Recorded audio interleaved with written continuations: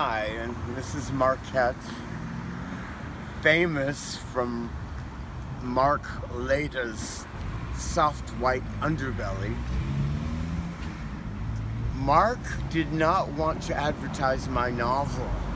Apparently, that's my job. These are excerpts from my novel, Looking for Love Under Landmines 2. I wanted him inside of me.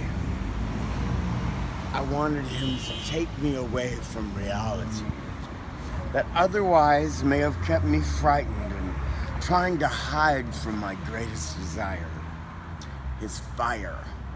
Hell, I was on fire. I wanted him to pour some sugar on me until the morning. My mouth fell open. I made the sound a peacock makes when he knows he's got it made. I was spellbound, and I found the 6 yards between us was much too far for us to be separated when we provided each other with so much lust. We may never get enough of the other.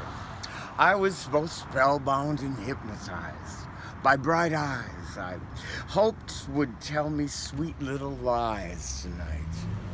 Maybe he was out of my league, but I believed he might feel the same and that bring that erection in my direction again, and it was intended for. My temperature rose as he got closer. I wanted him over and over again. My heartbeat was really feeling the need to be pleased when he released inside of me. My inhibitions ran wild while I tried to find out if it is possible to desire someone so much that the moment you touch, there is such a great rush of explosion of souls like has never been known. That night I found out that variety is really the spice of life. My imagination ran wild as he tried to place himself slowly inside me. We were making love on a sandy beach, never to leave until both of us received satisfaction guaranteed. Waves licked my feet as the man of the century met all of my needs for the evening. We lavished each other in the wet sand.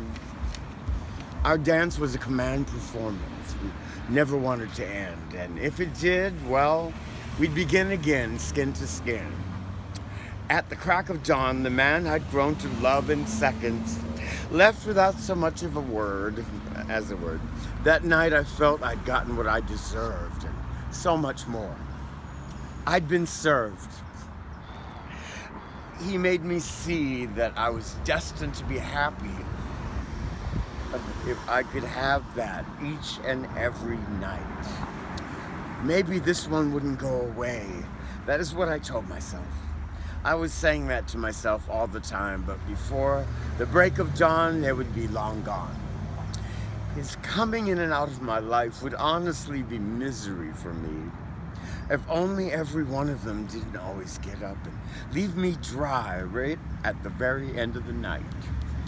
My fantasy ended with my discovery that there was someone with him who wished to fulfill his needs when and where he pleased. I thought that it would always be, why did they all have to leave?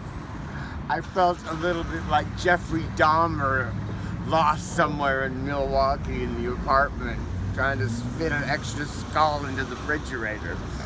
So what can a girl do? My fantasy ended when I discovered there was someone with him who wished to fulfill his needs. It was hard to believe. I thought he would be mine forever, but wasn't I clever?